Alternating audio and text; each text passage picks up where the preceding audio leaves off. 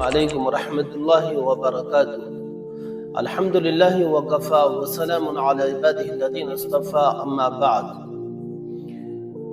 آج ہم ایک اہم موضوع پر گفتگو کریں گے جس کا تعلق ہماری تاریخ سے ہے، اور وہ ہے ہندوستان کی آزادی میں مسلمانوں کا کردار۔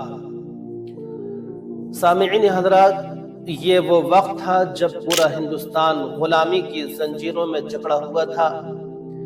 باہر سے آئی ہوئی طاقتیں، فرنگی طاقتوں نے اپنے ناپاک اور حرام دانت پورے ہندوستان پر گاڑ لیے تھے اور ہندوستان کو اپنی غلامی میں جکڑ لیا تھا، اور ہر مذہب اور ہر فرقہ اور ہندوستان کا ہر باشندہ اس بات کی کوشش کر رہا تھا کہ ہندوستان کو آزاد کرایا جائے، ان فرنگی طاقتوں کو یہاں سے باہر نکالا جائے۔ لیکن یہ ایک بالکل بدیہی اور ایک فطری بات تھی کہ جس وقت ہندوستان کی آزادی کی تحریکیں شروع ہوئیں، اس وقت ہندوستان میں مسلمانوں کی حکمرانی تھی اور مسلمانوں سے یہ چیز چھینی جا رہی تھی۔ مسلمان حکمراں تھے، آخرکار وہ اپنوں کی غداری یا دوسروں کی غداری کی وجہ سے ہندوستان غلامی میں چلا گیا۔ لیکن جب آزادی کی تحریکیں وجود میں آئیں تو اس میں بھی سب سے پہلے مسلمانوں نے اپنا کردار ادا کیا۔ ہندوستان کی آزادی کی تحریک میں مسلمانوں نے بے شمار قربانیاں دی۔ 1857 کی جنگ آزادی کو مسلمانوں نے ہی سب سے پہلے چھیڑا اور ہوا دی تھی، اور اس سے پہلے بھی علماء کرام نے حضرت ٹیپو سلطان شہید رحمۃ اللہ علیہ کے بعد جو علماء نے مولانا شاہ عبد العزیز صاحب رحمۃ اللہ علیہ اور ان کے فرزند اور ان کے خاصانے خاص ان کے شاگرد سید اسماعیل شہید اور سید احمد شہید، ان حضرات کی تحریکوں نے پورے ہندوستان کے اندر اور ہندوستان کے ایک ایک مسلمان کے اندر آزادی کے لیے وہ جذبہ پیدا کر دیا تھا ان کے فتووں نے کہ ہر ایک ہندوستان کا مسلمان اپنی قربانی دینے کو، اپنے جان و مال کو لگانے کو، اپنے آپ کو مٹانے کو آزادی کی تحریک میں اپنا فخر سمجھتا تھا اور اپنا گرو سمجھتا تھا اس بات کو۔ حضرت ٹیپو سلطان شہید جو میسور کے بادشاہ تھے، انہوں نے انگریزوں کے خلاف زبردست مزاحمت کی۔ ان کی شجاعت و بہادری آج بھی تاریخ میں سنہرے الفاظ میں لکھی جاتی ہے۔ ان کا وہ مقولہ کہ ایک دن کی شیر کی زندگی 100 سالہ گیدڑ کی زندگی سے بہتر ہے، اور ان کی لاش پر کھڑے ہو کر انگریز نے کہا تھا کہ آج سے ہندوستان ہمارا ہے۔ اسی طرح بہادر شاہ ظفر آخری مغل بادشاہ تھے، انہوں نے بھی انگریزوں کے خلاف آخری دم تک جنگ کی۔ اسی طرح تحریک خلافت ایک اور اہم واقعہ ہے جس میں مسلمانوں نے اپنی طاقت اور اتحاد کا مظاہرہ کیا۔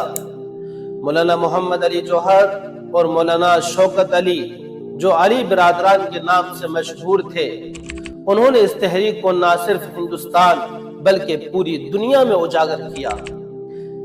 تحریک خلافت کے ذریعے مسلمانوں نے ہندوستان کی آزادی کی جنگ کو ایک نئی جہت اور ایک نیا رخ دیا۔ دوستو، علماء اور مفکرین نے بھی آزادی کی تحریک میں اہم کردار ادا کیا۔ مولانا ابوالکلام آزاد جو ہندوستان کے پہلے وزیر تعلیم بنے، انہوں نے اپنی تقریروں اور تحریروں کے ذریعے لوگوں کو آزادی کی تحریک میں شامل ہونے کی دعوت دی۔ مولانا حسین احمد مدنی، مولانا محمود حسن دیوبندی اور دیگر علماء نے تحریک آزادی میں نمایاں کردار ادا کیا۔ جامعہ ملیہ اسلامیہ اور علی گڑھ یونیورسٹی کے ذریعے تعلیم کے میدان میں بھی مسلمانوں نے اہم خدمات انجام دیں اور ان دونوں یونیورسٹیوں نے ایک مضبوط پلیٹ فارم فراہم کیا جہاں طلباء اور اساتذہ نے اپنی تحریکات کو منظم کیا۔ سر سید احمد خان نے علی گڑھ تحریک کے ذریعے مسلمانوں کو جدید تعلیم سے آراستہ کیا اور انہیں انگریزوں کے خلاف مزاحمت کے لیے تیار کیا۔ ہندوستان کی آزادی کی تحریک میں مسلمانوں کا کردار ناقابل فراموش ہے۔ کسی نے کیا خوب کہا ہے، جب پڑا وقت گلستان پہ تو خون ہم نے دیا، آئی بہار تو کہتے ہیں تیرا کام نہیں۔ دوستوں، یہ کیسے ہو سکتا ہے؟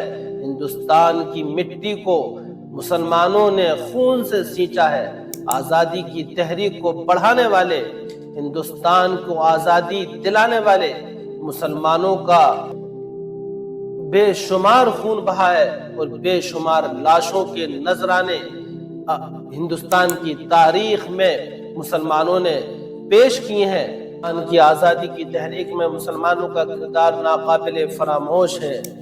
آج ہمیں اپنے اسلاف کی قربانیوں کو یاد رکھتے ہوئے ملک کی ترقی اور استحکام میں اپنا پورا کردار ادا کرنا چاہیے، اور مسلمان الحمدللہ اپنا پورا کردار اس ملک کی آبیاری کے لیے، اس ملک کی ترقی کے لیے ادا کرتے ہیں۔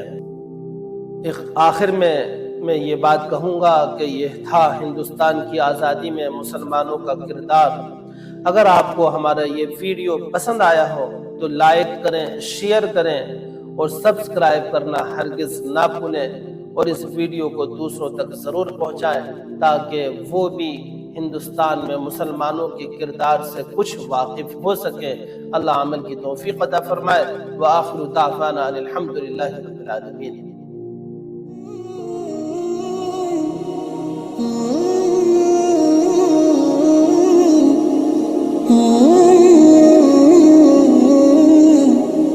Mm-hmm.